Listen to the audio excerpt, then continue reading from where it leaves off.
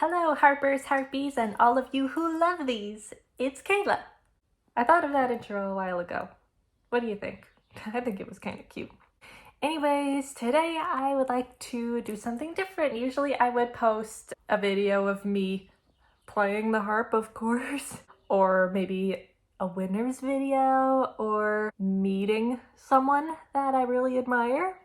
But anyway, today's going to be different. I would like to discuss the 10 different tips that I have on practicing effectively and just some explanation on why they may work for you.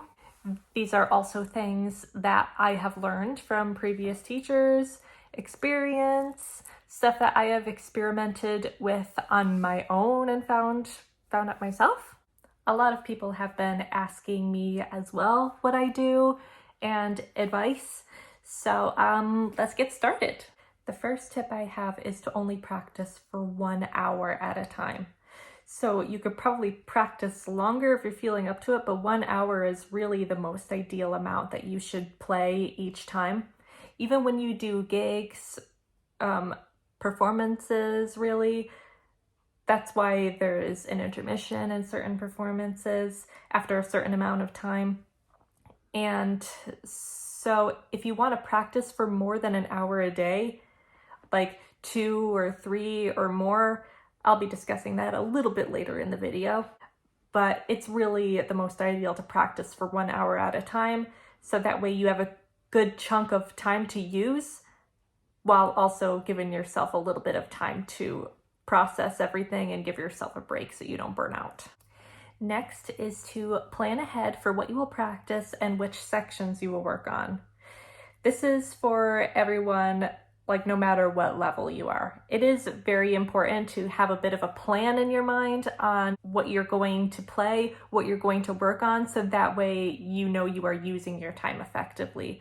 Especially if you're a bit more crunched on time and you don't have any more than an hour or maybe even 30 minutes to practice in a day. There have been times where I wanted to practice and either I couldn't practice at all that day or I could only practice for 15 minutes. So during that time, as long as you know your schedule and when you're free, it's good to plan a little bit beforehand on what you're going to practice. The next tip I have is something that you're all too familiar with, and that is metronome, metronome, metronome.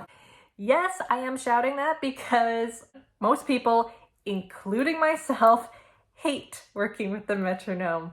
I know, guilty as charged. I also don't do it often enough. But it is extremely important to be able to get the tempo as even as possible. So that way you sound the most impressive that you can sound. And you also know how fast you're supposed to play certain sections. It also helps you if you're trying to speed up the piece, if it's a faster piece that you're working on, or you're going slower than usual because you're having trouble with something in there.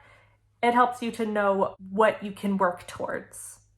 I learned from my most recent teacher that if you write down the metronome tempo that you're currently using along with the date of that day that you're using it, then you'll be able to see more clearly your progression. When you find that you changed the tempo and it's faster than it was before, then you look at your music, you see the original tempo that you started out with and the date that it was, and you could compare then. This next tip is something that most of us hate as well, and that is slow practice. I hate it too, because most of us just want to play at the tempo that it's supposed to sound, especially when we hear it for the first time and we really love it. But it is extremely important, especially if it's a very technically advanced piece where you need to practice slow, otherwise you're going to hurt yourself. I am currently practicing the theme and variations on themes from Bellini's opera Norma by Elias Parrish Alvars. And at one point, I really wanted to practice it faster. So I thought I would play it a little bit faster than usual, and this is what happened the next day. Yeah, don't be like me. Well, you can be like me if you want, but don't do that. That was a mistake on my part because I'm a human being.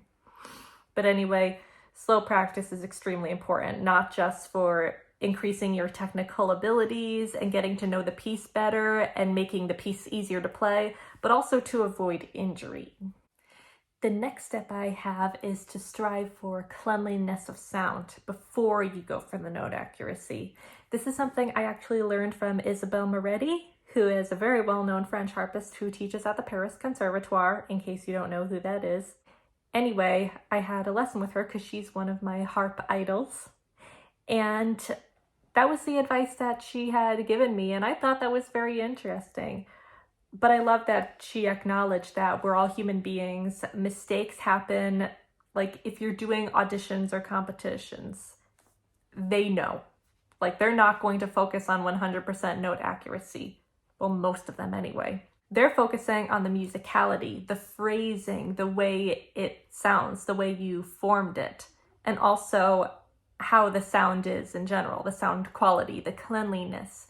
That is something that you always have control over. So make sure that when you're doing practice performances or you're just going over technical things in your practice sessions, make sure that your main focus is on the cleanliness of sound. But of course, make sure you know the notes. Just don't strive to be perfect in the accuracy every single time. The next tip I have is to look up the musical terms and the history of the music as well. A lot of times when you get a new piece, there could be some musical terms in there that you're not too familiar with, such as maybe dolce or chaleureux, or maybe some German terms. It really depends on what kind of piece it is and what era it's from. So if you look those up, then you will know how to properly play it, because they are there for a reason. Also, a lot of times there are stories behind the pieces. There could be an actual story, a poem, maybe an inspirational quote that goes with it. I'll give you an example. In Henriette Regnier's Pièce Symphonique, the third movement is actually a quote, which translates to, "The thought of future hope does not annihilate grief, it transfigures it." So there's a little bit of a story in there too on where that movement is going. So that's an example. Another example is from Pearl Chertok's Around the Clock Suite. There's usually a little quote that is put under the title of all four movements, like the first movement being 10 past 2, and it talks about walking down a lane and you look through a window and you see a beautiful dress in the window. Things like that. Those are things to look for in case they're not already there, and they definitely aid in practicing the music effectively. Another tip is to listen to recordings, and not just one or two, but lots, as many that you can find.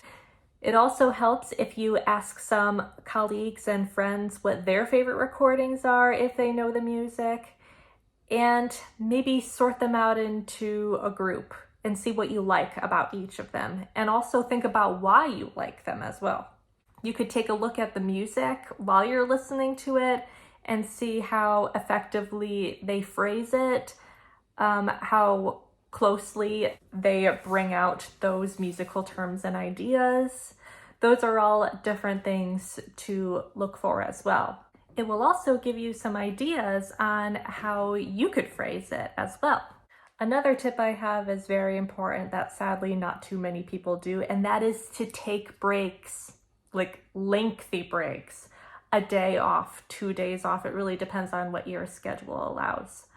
But practicing 7 days a week can get very exhausting, and I usually practice 7 days a week, but I do take time off here and there. Every few weeks I take a day off. And it is extremely beneficial. It may not sound like it, but it actually is, especially when you've been practicing a lot and working very hard. So if you love it as much as I do, it can get tricky to take some time off, especially when all you want is to practice, practice, practice, especially when you feel like you had a breakthrough. But it is important to take some time off because that'll also help with not getting injured. And also it gives your mind some extra time to process what you've been working on lately. And the vast majority of the time, I mean 99% of the time, or closer to 100% of the time, you will come back the next day and you will feel completely refreshed, almost like you bumped up an extra level. This next tip that I have is more of an experimental thing, and that is to experiment with how long you can practice in a day without exhaustion. So like I mentioned earlier, only practice in 1 hour increments.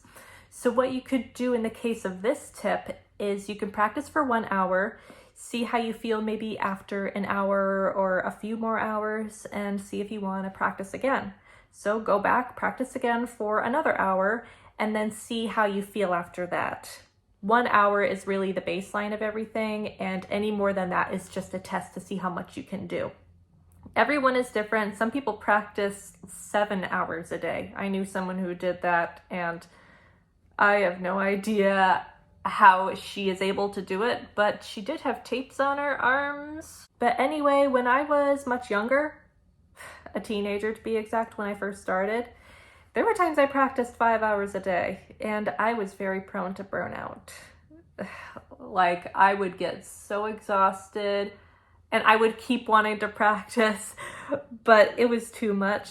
So I ended up figuring out what worked best for me. I would usually alternate between 2 to 3 hours, and nowadays I alternate between maybe an hour and a half to 2 hours. I found that's the most that I can do without getting too exhausted. So it's really just a matter of practicing 1 hour at a time and seeing how you feel afterwards, because no one is the same. So the last tip that I have is mental practice. So this is for if you are not able to get to a harp, depending on where you are, just whatever situation that involves you not being able to get to a harp.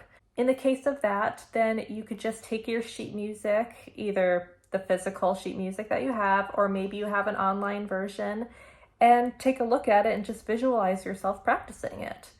So reading it, getting to know the terms, thinking of it in your mind, hearing it in your mind, maybe even listening to some recordings while you're looking at it is also a way of mental practice. So it's a way to get a little extra practice time in, if you know what I mean, without actually needing a harp.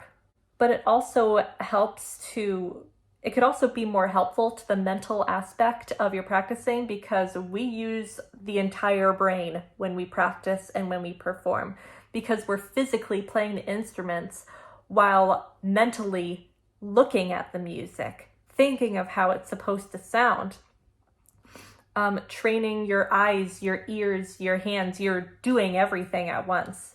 So mental practice is very important if you want to increase the mental part of the practice, which is one of the main aids in knowing how music is supposed to sound and how it's supposed to be played. Well, those are my 10 tips and my advice on different ways you could practice effectively. Please let me know what your thoughts are. I hope you liked this video. I'm going to be doing maybe a few more videos like this. I'm thinking of doing one about preparing for competitions. I'm hoping to get that out in a few days. But anyway, again, hope you liked it. Thanks for watching. Please subscribe, and bye. So the last and final tip that I have, or you could do it silent. Penny! Oh, Penny. Dogs, am I right? So the last and final tip. You got an itch? Hi, I love you. Did you just burp? Oh, Penny!